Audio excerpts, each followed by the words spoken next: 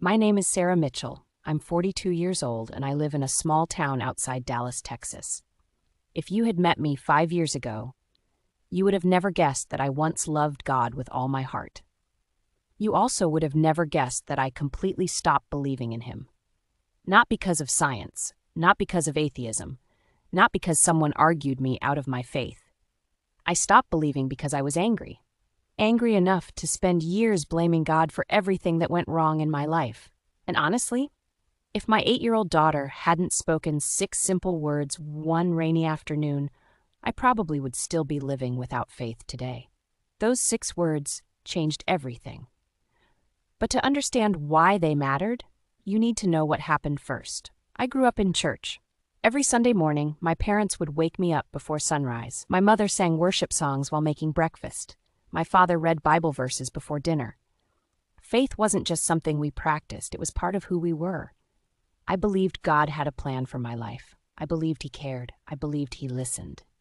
When I was 19, I met Michael. He was kind, funny, patient. The kind of man who held doors open for strangers. The kind of man who volunteered at church when nobody was watching. The kind of man who made everyone around him feel safe. We got married when I was 24, and honestly, life felt almost perfect. We bought a modest house, started building careers, dreamed about having children, prayed together every night. Whenever something good happened, we thanked God. Whenever something difficult happened, we trusted God, or at least we thought we did. Because real faith isn't tested when everything is going well. Real faith is tested when life falls apart, and ours did. Slowly at first, then all at once. It started with my mother's illness. She was only 61 when doctors found cancer. I remember sitting in the hospital room, holding her hand. She smiled even while undergoing treatment. She told everyone she trusted Jesus. She told everyone God was good, even when she was suffering, even when she was afraid. I prayed every day, thousands of prayers. I begged God to heal her. I fasted. I cried. I believed.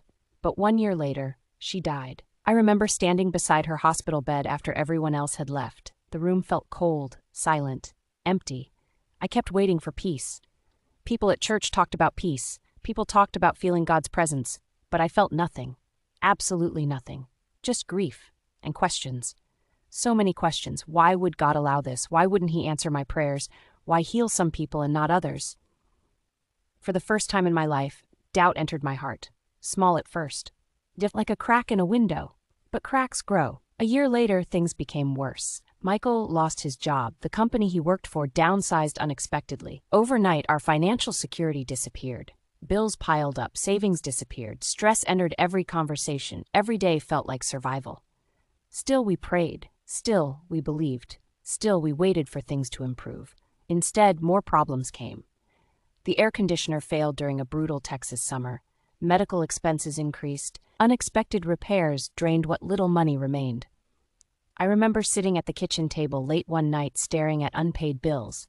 Michael put his arm around me. "We'll get through this." I wanted to believe him, but fear was winning, and faith was losing. Then came the phone call that changed everything. The day I lost Michael. Even now, years later, I can barely say those words without crying. It happened on a Thursday afternoon. I was at work. My phone rang, a number I didn't recognize. Normally, I wouldn't answer. Something told me to pick up. A police officer was on the line. There had been an accident. A truck crossed into oncoming traffic. Michael's vehicle was hit. The officer spoke carefully, gently. But I only heard fragments. Hospital, emergency room, critical condition, come immediately. I don't remember driving there. I don't remember parking. I don't remember entering the building. I only remember seeing doctors. And their faces. You can tell before they speak. You just know. Michael didn't survive. He was 40 years old. 40. Gone in an instant. The man I had loved for nearly 2 decades. Gone. The father of my little girl. Gone. My best friend. Gone. My future. Gone. Everything felt shattered. People from church tried to comfort me. They meant well. They really did. But every word felt painful. God has a plan. Michael is in a better place. Everything happens for a reason. I know they wanted to help. But at the time, I hated hearing those phrases. Because if this was God's plan, I wanted nothing to do with it. If everything happened for a reason, I couldn't understand that reason. And if God loved me, why did He keep taking people away? My mother. Now Michael. Who would be next? That was the beginning of my rebellion. I stopped praying, I stopped reading scripture, I stopped attending church.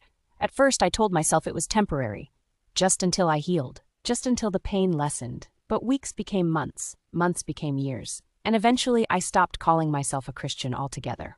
I wasn't sure what I believed anymore. I only knew I was angry, very angry, and deep down I blamed God, every single day. Meanwhile, my daughter Emily kept growing. She was only 8 years old when Michael died.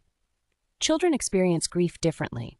Sometimes she cried, sometimes she asked difficult questions, sometimes she seemed okay, then suddenly she wasn't.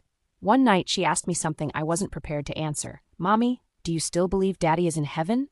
The question hit me like a punch. I stared at her, unable to speak, because the truth was, I didn't know, not anymore, and admitting that terrified me. For the first time I realized my lost faith wasn't only affecting me, it was affecting my daughter too. But by then, I felt too far gone to find my way back. Too hurt, too broken, too angry.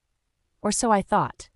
Because what happened next would change everything, and it would begin on an ordinary rainy afternoon in our living room. The day my daughter spoke 6 words that I will never forget. The day God found me, even though I had stopped looking for him. The day everything changed, didn't look special. There were no flashing signs, no dramatic miracles, no angels appearing in my living room, just rain. A lot of rain. The kind of steady Texas rain that turns the sky gray and makes the whole world feel quiet. It was a Saturday afternoon. Emily and I were home alone. I had spent most of the morning cleaning the house, trying to distract myself from thoughts I didn't want to face. That had become my routine. Stay busy. Stay distracted. Don't think about Michael. Don't think about God. Don't think about the emptiness inside. Just keep moving. Because whenever I stopped moving, the pain caught up with me. Emily was sitting on the living room floor drawing pictures while I folded laundry on the couch. The television was off. The house was unusually quiet. For a while, neither of us said anything. Then I noticed Emily staring out the window. She looked thoughtful, almost sad. I knew that look. It was the look she got whenever she was thinking about her father. A few moments later, she turned toward me. "Mom?" "Yeah, sweetheart." "Do you think Daddy can see us?" Immediately, my stomach tightened. Questions like that had become difficult. A few years earlier, I would have answered without hesitation. Of course he can. He's with Jesus. He's safe. He's waiting for us. But now I wasn't sure what I believed, and I hated that. I hated feeling uncertain. I hated not having answers for my daughter. Most of all, I hated what grief had done to my faith. I looked down at the towel I was folding. "I don't know, honey." Emily nodded quietly, then she returned to her drawing. The conversation seemed over, at least I thought it was. A few minutes later, she spoke again. "Mom? Yes? Are you still mad at God?" The question hit me harder than I expected. I froze. For a moment I couldn't breathe, because children notice everything, even when we think we're hiding it.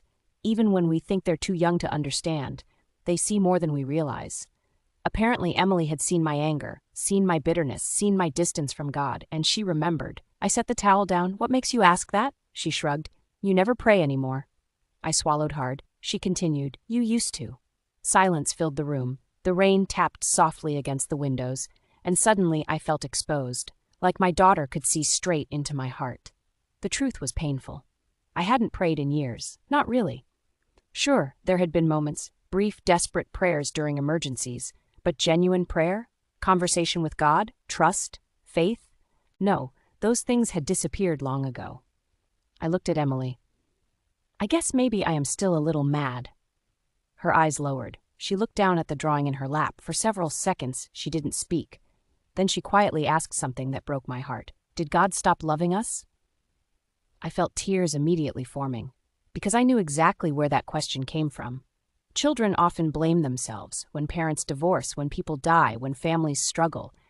They wonder if somehow they caused it. They wonder if they weren't good enough. And suddenly I realized that my bitterness wasn't only hurting me. It was affecting Emily's understanding of God. My voice cracked. "No, God didn't stop loving us." "Then why did Daddy die?" There it was, the question I had spent years avoiding, the question I secretly wanted answered myself. Why? Why Michael? Why my mother? Why all this pain? I opened my mouth, then closed it again. Because honestly, I didn't know. And for the first time in years, admitting that felt different. Not angry, just honest. I don't know why. Emily. She nodded. Then she looked back at her picture. A few moments passed. Then she stood up, walked across the room, and handed me the drawing she had been working on. I looked down. The picture showed 3 figures holding hands. One was labeled Mom, one was labeled Emily. The third figure had wings and was labeled Daddy. That above them she had drawn clouds, a bright sun, and a cross. My throat tightened. That's beautiful, she smiled. Then she pointed at the drawing. Daddy isn't really gone. I felt tears rolling down my face because I wanted to believe that. I desperately wanted to believe it. But years of pain had built walls around my heart, walls that felt impossible to break. Emily climbed onto the couch beside me. Then she leaned her head against my shoulder. For several minutes, neither of us spoke. The rain continued falling outside. The room felt still, almost sacred. Then she whispered 6 words that changed my life forever. 6 words I will never forget. 6 words that reached a place inside me no sermon ever could. She said, Mom, maybe God is crying too. I stared at her, completely stunned. For a moment the world seemed to stop. I looked into her eyes. She wasn't trying to sound wise. She wasn't repeating something she had heard. She simply believed it. With the simple faith of a child, maybe God is crying too. The words echoed inside my mind, again and again and again. For years I had imagined God as distant, silent, cold, the one who allowed my suffering, the one who ignored my prayers, the one who took away the people I loved. But in that moment, something shifted. What if God wasn't enjoying my pain? What if he wasn't indifferent? What if he was grieving with me? The idea felt almost impossible. Yet something deep inside my heart responded. I remembered a verse I hadn't thought about in years. Jesus wept. The shortest verse in the Bible. 2 simple words. Jesus wept. Even knowing he would raise Lazarus, even knowing death would not have the final victory, he still cried, he still mourned, he still entered human suffering. For years I had focused only on my pain, but suddenly I remembered something important. God wasn't distant from suffering. He entered suffering himself. He understood grief, loss, heartbreak, tears. The cross proved that, and for the first time in years, I wondered if maybe I had misunderstood God. Not completely, but enough to keep me from seeing him clearly. Emily rested her head against me. Mom? Yeah? I think Daddy is okay. I closed my eyes. A fresh wave of tears came. Not tears of anger, not tears of despair. Something different, something softer, something warmer. Hope, tiny, fragile, barely alive. But hope nonetheless. And after years of darkness, even a tiny spark felt enormous. That night, after Emily went to bed, I sat alone in the living room. The house was silent. The rain had stopped. Moonlight filtered through the windows. I found myself staring at an old family photograph. Michael was smiling, his arm wrapped around me. Emily sat on his shoulders. We looked happy, whole, alive. The sight still hurt, but for the first time, the pain wasn't accompanied by rage. Instead, I felt something else. A question, a possibility. What if God hadn't abandoned me? What if I had been the one running away? The thought frightened me, because if it was true, it meant facing years of bitterness, years of anger, years of blame. It meant admitting that my heart had become hard, and I wasn't sure I was ready for that. Still, as midnight approached, I found myself doing something I hadn't done in a very long time. I folded my hands, closed my eyes, and whispered a prayer. Not a beautiful prayer, not a polished prayer, just an honest one. God, if you're still there. My voice broke, tears filled my eyes. I don't know how to come back. The room remained silent, no voice answered, no miracle happened, but somehow I sensed something I hadn't felt in years. Not certainty, not answers, just peace. A small measure of peace. And after years of carrying anger, it felt like the first breath of fresh air after being trapped underwater. I didn't realize it then. But that simple prayer would begin a journey that would change everything. Because over the next few weeks, God would start answering questions I never thought could be answered. Not all at once, not dramatically, but gently, patiently, one step at a time. And the first answer would arrive through an old Bible hidden in a closet I hadn't opened since Michael died. The next morning, I woke up expecting to feel the same way I always had. Empty, tired, numb, but something was different, not dramatically different. The grief was still there, the loneliness was still there, The unanswered questions were still there. Yet beneath all of that, something small had changed. The anger wasn't as loud. For years, anger had been the first thing I felt every morning. It greeted me before my feet touched the floor. It followed me through every day. It sat beside me every night. But now, after Emily's words and that simple prayer, the anger seemed quieter, not gone, just quieter. And honestly, that scared me, because anger had become familiar, comfortable in a strange way. It had protected me from disappointment. If I stayed angry at God, I didn't have to trust Him. If I didn't trust Him, He couldn't hurt me again. At least that's what I told myself. But deep down, I was beginning to realize something. The anger wasn't protecting me anymore. It was imprisoning me. That afternoon, I decided to clean the hallway closet. It sounds insignificant now, but sometimes God uses ordinary moments to begin extraordinary changes. The closet had become a storage space for things I didn't want to deal with. Old photographs, boxes, Christmas decorations, memories, especially memories. For years, I had avoided opening it. Too many reminders of Michael, too many reminders of the life we had lost. But for some reason, that day felt different. I grabbed a few empty boxes and started sorting through everything. At first, it was routine: old blankets, unused kitchen items, photo albums. Then I noticed a dusty cardboard box shoved into the back corner. My heart immediately tightened, because I recognized it. It was one of Michael's boxes. I hadn't touched it since the funeral. Not once. For a moment, I considered leaving it alone, closing the closet, walking away. That would have been easier. But something inside me said, open it. So I did. Inside were things that had belonged to him. A wristwatch, a notebook, a few letters, some old photographs. Then I saw it, his Bible. The worn brown leather Bible he carried everywhere. The Bible that sat beside our bed every night, the Bible he read every morning before work. I stared at it, frozen. My hands trembled. Suddenly memories flooded my mind. Michael sitting at the kitchen table, reading scripture. Michael praying with Emily before bedtime. Michael highlighting verses. Michael talking about faith. Michael trusting God, even during difficult seasons, especially during difficult seasons. Tears blurred my vision. For years, I had avoided that Bible because it reminded me of everything I had lost, but now I couldn't stop looking at it. Slowly, I picked it up. The leather felt worn and familiar. I opened it carefully, and immediately, something unexpected happened. A folded piece of paper slipped out and landed on the floor. My heart began racing. I bent down and picked it up. It was a note written in Michael's handwriting. At first, I couldn't bring myself to read it. Just seeing his handwriting felt overwhelming. It was like hearing his voice again after years of silence. Finally, I unfolded the paper. The note wasn't dated. I had no idea when he wrote it, maybe weeks before the accident, maybe years.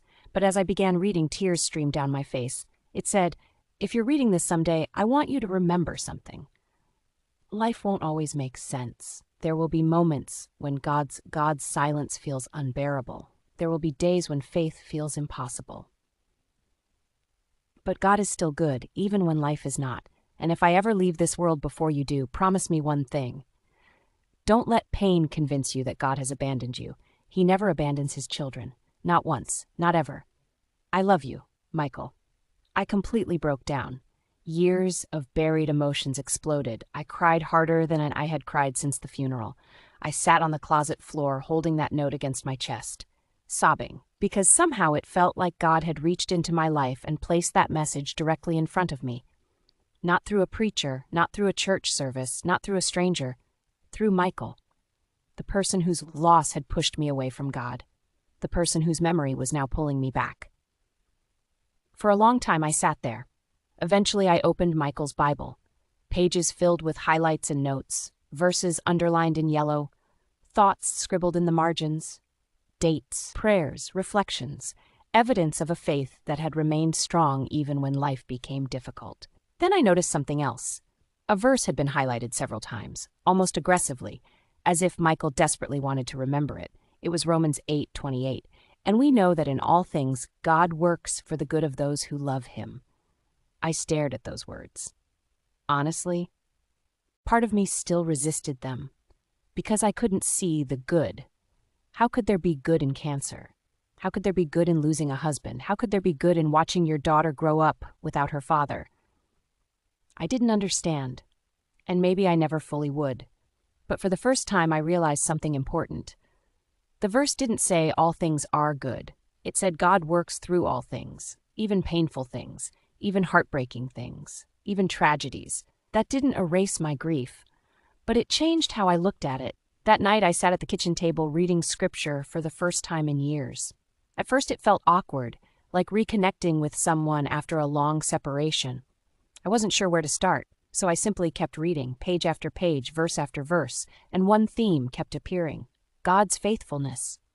People failing, people doubting, people running away, and yet God remained faithful. Abraham doubted, Moses struggled, David failed, Elijah became discouraged, Thomas questioned, Peter denied Jesus, yet God never abandoned them, not one of them. And suddenly a thought struck me. Maybe God hadn't abandoned me during those years. Maybe he had been waiting patiently for me to turn around. A few days later, something happened at church. Yes, church. Even writing that still surprises me. After years of staying away, I finally agreed to attend a Sunday service, mostly because Emily wanted to go. I was nervous the entire drive. What if people judged me? What if they asked questions? What if I didn't belong there anymore? But Emily seemed excited, so I went.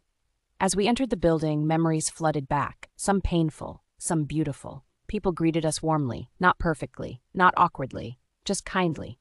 And for the first time in years, I felt something unexpected. Home. Not completely. Not yet, but a glimpse of it. Near the end of the service, the pastor said something that felt directed specifically at me. Of course, he wasn't talking to me personally, but that's how it felt. He said, sometimes people think faith means never having questions. He paused, then continued, but real faith isn't the absence of questions. It's choosing to trust God while carrying them.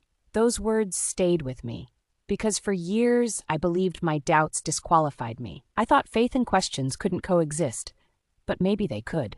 Maybe faith wasn't pretending everything made sense. Maybe faith was trusting God even when it didn't. That evening, Emily and I sat on the porch watching the sunset. The Texas sky glowed orange and gold. For several minutes, we simply watched in silence. Then Emily smiled. "You look happier." I laughed softly. "Do I?" She nodded. "A little." Then she leaned against me. "Maybe God is helping." I smiled through tears, because once again my daughter had said exactly what I needed to hear. Maybe he was. Maybe he had been helping all along. Even when I couldn't see it, even when I refused to acknowledge it, even when I walked away. That night, before going to bed, I did something I hadn't done since Michael died. I prayed. Not because I had all the answers, not because my pain had disappeared, not because my faith was suddenly strong again. I prayed because I was finally willing to be honest. "God," I whispered, "I still hurt. I still don't understand. I still miss Michael every day. But if you're willing to help me trust you again," tears filled my eyes. "I'm willing to try," and for the first time in years, those words were true.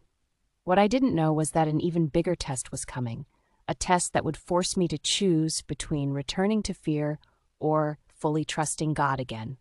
Because 3 weeks later, I would receive a phone call that brought all my old fears rushing back, and this time, everything would depend on what I truly believed. 3 weeks after I found Michael's note, life felt different. Not perfect, not easy, but different. For the first time in years, I was beginning to feel hope. I had started reading my Bible again. Emily and I were attending church regularly.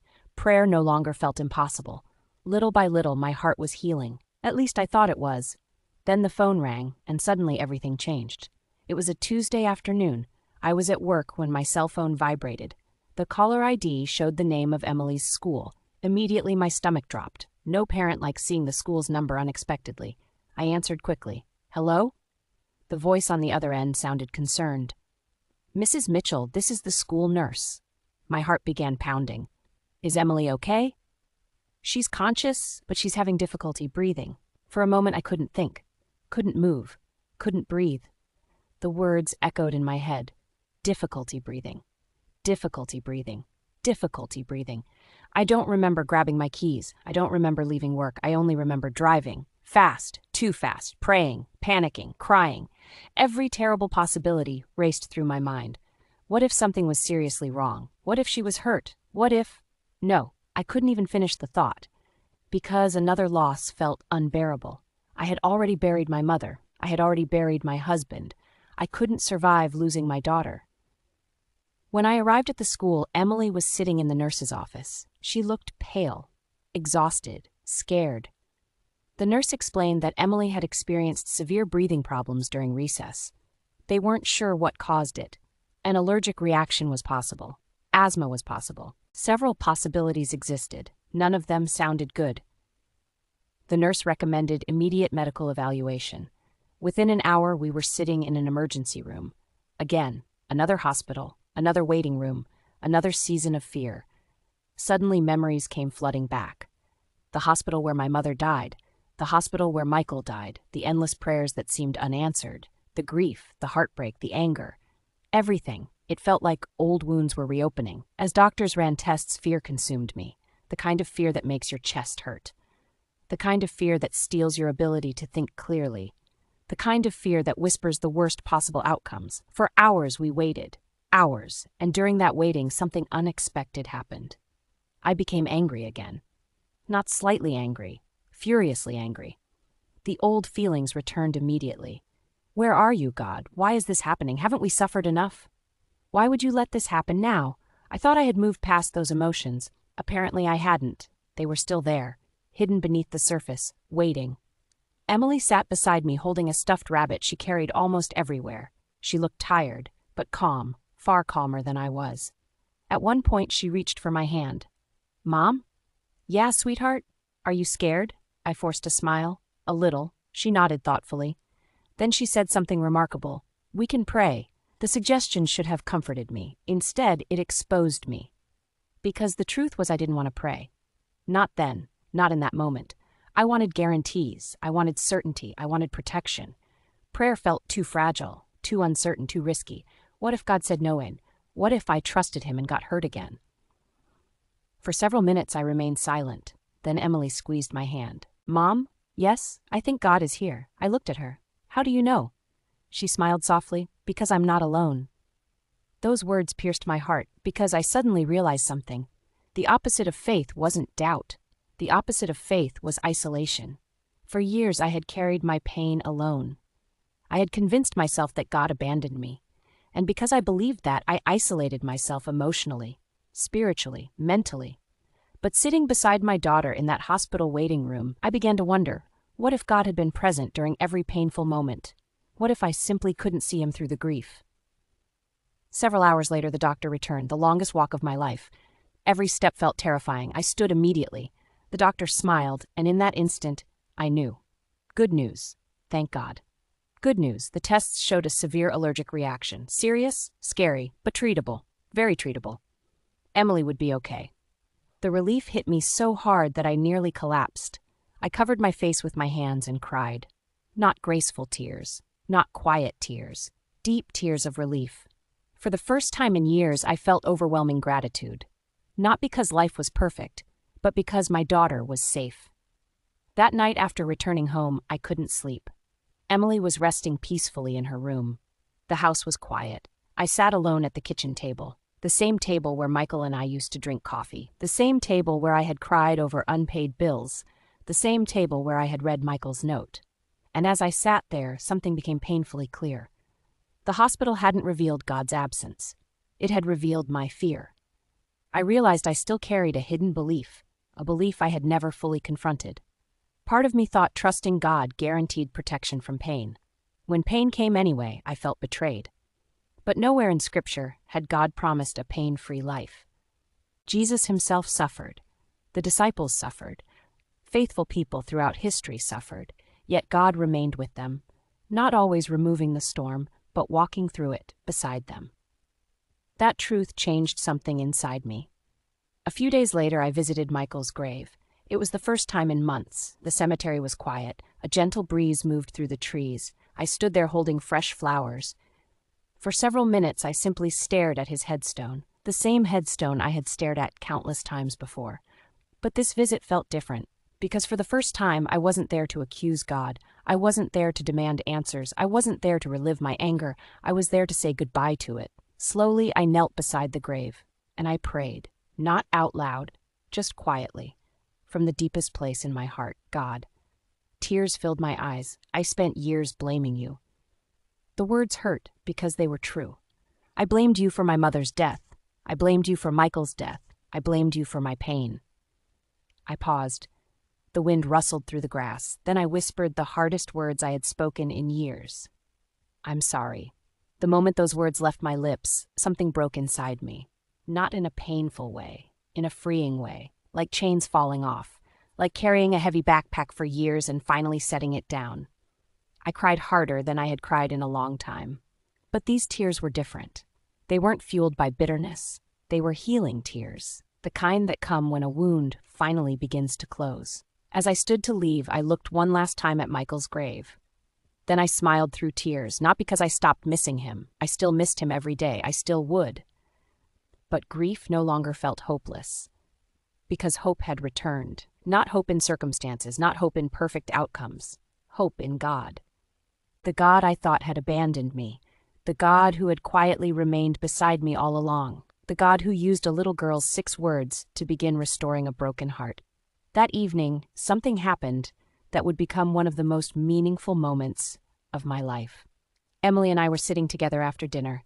The sun was setting outside. Golden light filled the room. Without warning, Emily asked, "Mom, yes? Do you believe in God again?" I looked at her and realized this was the question she had been waiting to ask for years. The question my actions had been answering slowly. The question that mattered more than I realized. I smiled, tears filling my eyes, and for the first time in a very long time, I answered without hesitation. "Yes, sweetheart. Yes, I do." Emily's face lit up, and what she said next would become the perfect ending to a journey I thought would never end. A sentence so beautiful, so simple, and so powerful that it confirmed everything God had been teaching me. And it would leave both of us in tears. When Emily asked me if I believed in God again, time seemed to slow down. For a moment, I simply looked at her. The little girl who had survived the darkest season of our lives. The little girl who had lost her father far too young. The little girl whose faith had somehow remained stronger than mine. And now she was waiting for my answer. Not because she wanted a theological explanation, not because she wanted proof. She simply wanted to know if her mother had found hope again. Tears filled my eyes, and I smiled. "Yes, sweetheart. Yes, I do." The moment the words left my mouth, something inside me settled, as if my heart had finally stopped running, as if years of wandering had come to an end. Emily's eyes lit up, a smile spread across her face. Then she wrapped her arms around me and whispered, "I knew he wasn't done with you." The words hit me like a wave. I immediately started crying.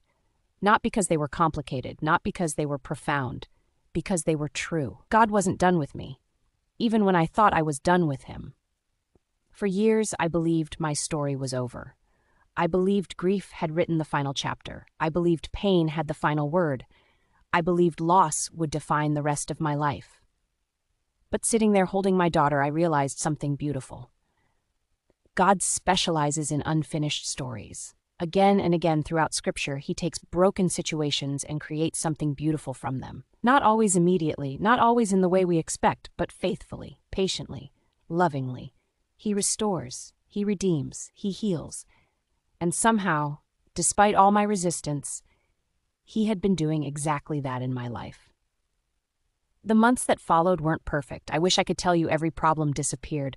I wish I could tell you every question got answered. I wish I could tell you I never struggled again. But that's not what happened. There were still difficult days. Days when grief returned unexpectedly. Days when I missed Michael so much it physically hurt. Days when memories caught me off guard.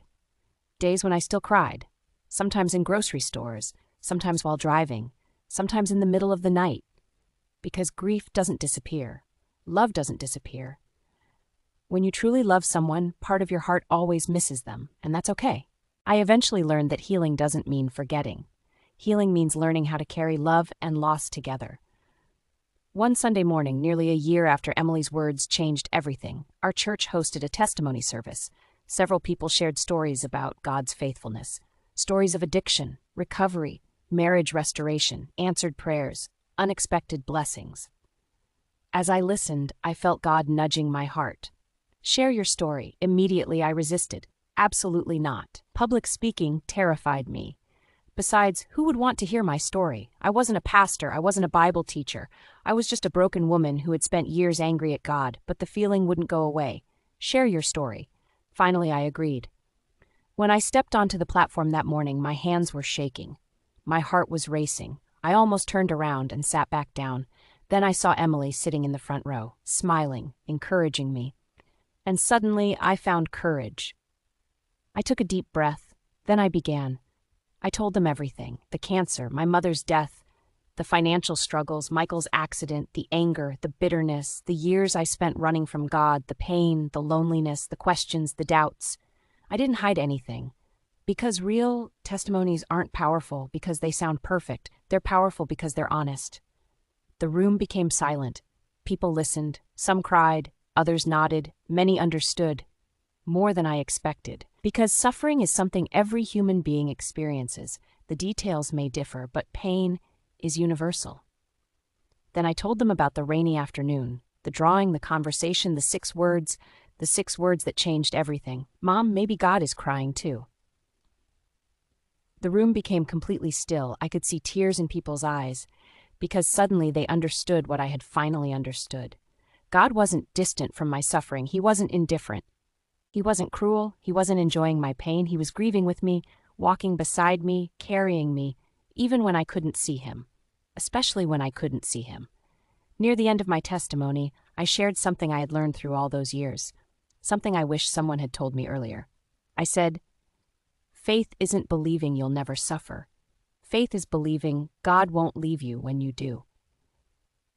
The room remained silent, and in that moment, I realized how true those words were. Because looking back, I could finally see God's fingerprints everywhere. Not just in the good moments, in the painful moments too. He was there when I sat beside my mother's hospital bed. He was there when I cried after Michael's funeral. He was there during every sleepless night. He was there during every lonely holiday. He was there during every unanswered question. He was there during every angry prayer.